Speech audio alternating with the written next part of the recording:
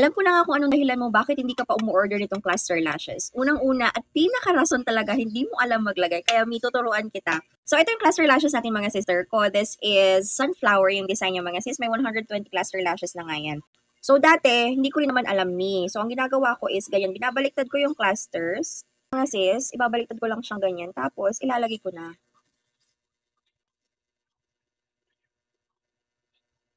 Ilalagay nyo nga siya sa ilalim ng inyong lashes. So, ayan na. Diba? Dapat kuhang-kuha din siya ng tweezer.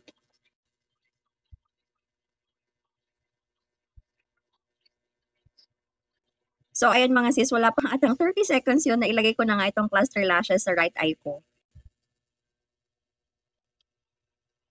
So, sana nakikita ninyo, ganun lang. Tapos, ipupush ko ng kaunti para dumikit doon sa natural or doon sa totoong lashes. So, ganyan lang yan kadali mga sister ko.